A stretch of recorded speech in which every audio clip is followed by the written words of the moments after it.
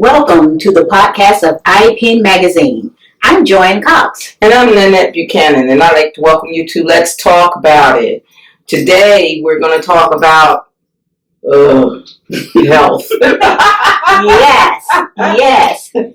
Yes. And I only said because it's almost becoming, as you get older, a mandate to stay on top of your health. It's almost like you get up thinking about it. Oh, Lord, I got to get up and take my vitamins. I got to get up and take my medicine. I got to make sure I take my medicine on time. I got to make sure I exercise. I got to make sure I eat right. You're more focused on it, I think, if you've never been a gym buff or someone that just constantly wanted to do an exercise program. It almost forces you to have to do something.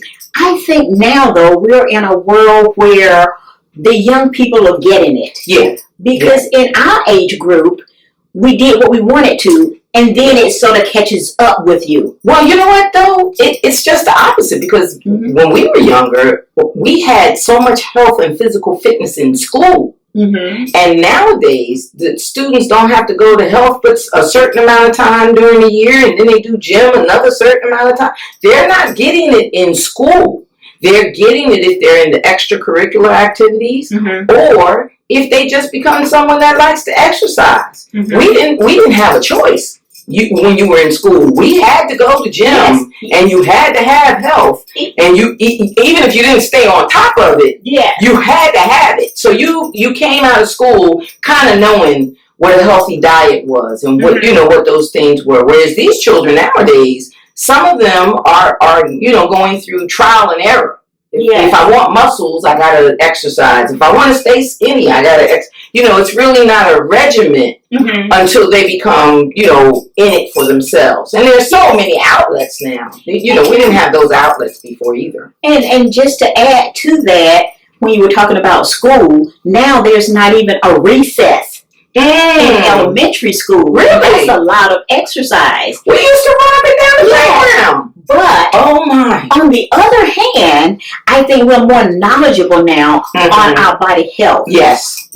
I don't think I knew. Maybe I forgot. But I didn't know about the digestive system in elementary school, circulatory you learned system. it in high school. You learned all of that in high school. And so now this is being brought forefront, and you're understanding that when you eat the wrong way, this is not great for the digestive system. Right. Then we've got commercials. Yes. I've never seen so many commercials talking about what this medication is for. Yes. And what is happening in your circulatory system. And now you've got arthritis and you've got muscle problems. And so for us to tune into all of that, that will help you with your health and wanting you to take better care of yourself. But you know what? When you say those commercials, and I know on the internet I see it all the time, some of those things about the quick reliefs and the quick way to do it, and look at the person here, she's fat, look at this one over here, she's skinny. There's so many different images that if we look at the wrong image, we could get the wrong idea about how to take care of our health. That's true. We can get the wrong concept of what is healthy. You don't need to be,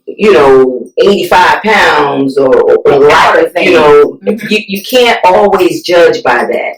The body mass measurements that they do.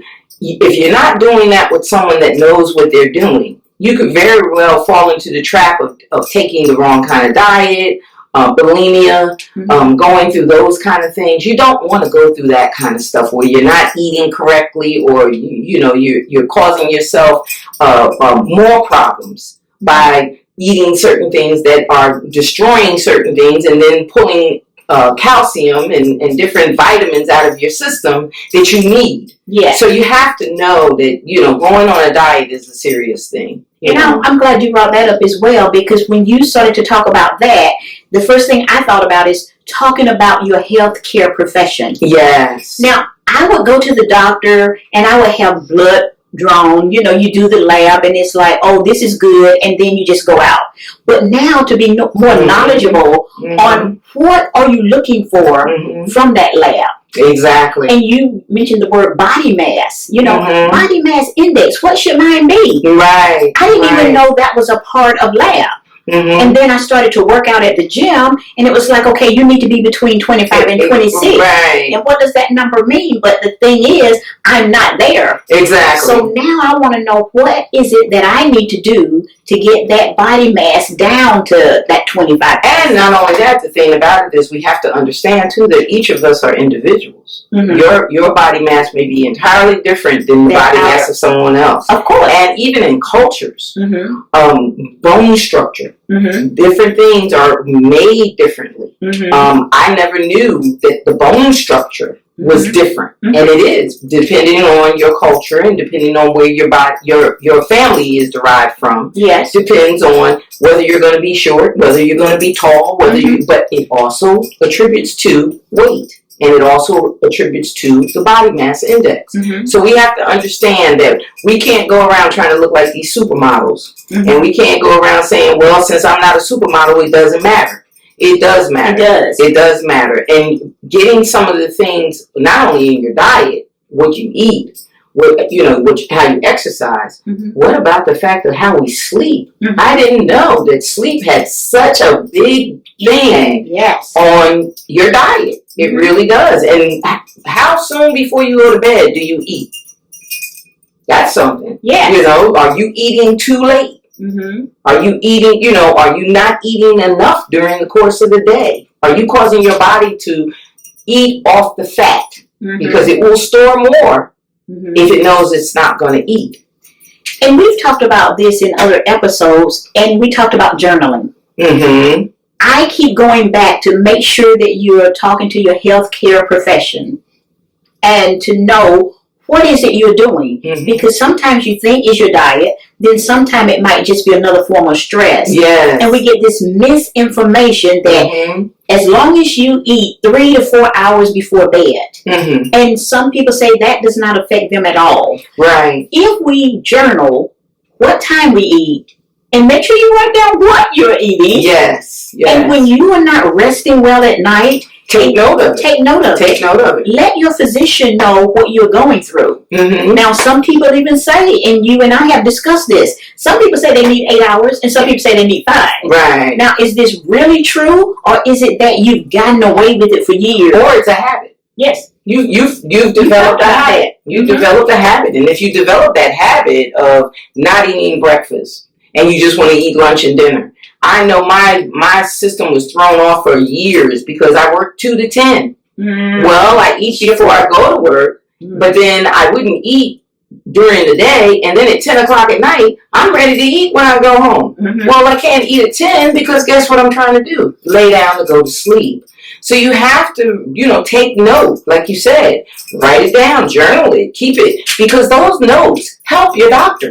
That's right. If you can relay to your doctor what your schedule has been and what you've been doing, he or she could tell you, well, you know what, you might want to change this. You might want to take this out of your diet. You might want to add this to your diet. And there are foods that will keep you up. Yes. Just like the turkey, you eat the turkey and you're ready to go to sleep. There are foods that will keep you up. Overeating will do that as well. Exactly. Overeating. Yeah. So it will keep you up. And I know for a fact, people used to say all the time, those energy drinks. You got to take these energy drinks. Well, guess who it doesn't give energy to? I don't get any energy from that stuff. It doesn't matter to me. Even a cup of coffee. If I'm going to bed, a cup of coffee is just as soothing to me as a cup of tea. I can go right on to sleep. It does not keep me up. It's a relaxing type thing. It's a relaxing type thing. Me as well. It does not do anything for keeping me up. So don't tell me, drink a cup of coffee, because I might very well doze off with that cup of coffee because it's soothing. And I think it's because of the warmth. If it's warm coffee or warm tea or anything like that, I get a soothing from it, and it eases my tension. It eases my body, and I can go to sleep with it. Or is it our perceptive of how we feel about it? Hey, it could be. We talked about that being a relaxing thing for waking up in the morning. Exactly. And other people are saying, I need caffeine to get energy. And we have to be mindful of that, because you get caffeine in other sources. And you don't know what you're getting that caffeine from. Because I know when we were trying to discover why I was getting headaches and everything, they pulled me off everything and added different things on to see what was causing the headaches. None of them were not caffeine, not pasta, the sauce. None of that actually gives me a headache. It's actually stress. See, it's actually, it has nothing to do with anything that I eat. I could eat it and be fine, or I could eat it the next day and have a total headache. So it depends on your body type. Mm-hmm. It's not everybody. Mm-hmm. It's your body type. And you have to realize that when we're getting these at-home remedies and these at-home advices. So, Joanne, what you taking for yours? You know, what are you eating? How are you cooking it so I can cook it the same way? It may not have the same effect. It may not. Now, we've talked about things having a different effect with the eating and with the sleeping. Mm-hmm. But now, do you agree with me that everyone can do some form of exercise? Yes, ma'am. I can remember being in pregnancy. And the doctor saying, you can do exercise. Well, it was so funny because younger years, you do younger things, dumb things. I was bowling. I was playing softball. I was doing everything while I was pregnant. Mm-hmm. All the way up until I started showing and couldn't carry around that ball in front of me. That's how long I was playing these sports. I was doing everything. Mm-hmm. So my belief is that what you have to do is you have to get yourself mentally prepared for exercise. Mm-hmm. I don't believe that it's a problem with our physical shape. I don't believe that it's a problem with us not being able to. I think we put in a mental block about, I can't walk that far. You already said it. So now mentally, you're thinking you can't do it. Because if you think about it, people that are taking therapy for limbs that they have to work with. Mm-hmm. People that are older that take it because it releases some of their stress. Mm-hmm. Everybody, every age can exercise. Exactly. There's no excuse. That's no right. excuse. Because what exercise will do for all of us, it will help with energy. Mm-hmm. It's going to help the blood vessels, the flow of that, the muscles, hormones. So we want everyone to know that no matter what age you are, you can exercise. You can exercise. Get out you have to find the right exercise for your body. And they even have the exercises that you can do sitting down. Mm-hmm. You don't have to get up and do exercise. Mm-hmm. You don't have to do all of that and stretch. Until you're able to go to the next step, you can start right in your seat. Mm-hmm. You can start with doing little exercises right where you are. Mm-hmm. Walking. We all walk. That's right. So if you just take a nice leisurely walk and increase your distance or increase your time, you'll be fine. Exercise is the key. And it also helps build up your diet. That's right. Because if you're exercising, you're going to get hungry. You're going to get thirsty. One of my problems is I don't drink enough water. I'm not a water drinker. Mm-hmm. But when I exercise, the very first thing I want is water. Mm-hmm. So it helps. It really does. Yes. So I truly believe that this episode has covered a lot when it comes to health. Mm-hmm. And I know you have a word for us. I sure do. You know I have one. How about mind, body, and soul are like a musical ensemble. Each must be finely tuned, well-nourished, diligently practiced, and lovingly maintained in order to reach full potential. That was a Facebook post.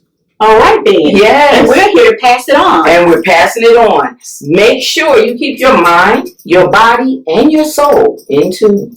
Okay. And again, for all of our followers, thank you for attending iPod Magazine. I'm sorry. Thank you for attending the podcast of iPod Magazine. Did you see the look that she had on her face? I didn't even catch myself. Thank you for joining us. And you'll remember that I'm Joanne Cox. And I'm Nanette Buchanan. Have a good one. Let's talk about it. Rewind the track, yeah.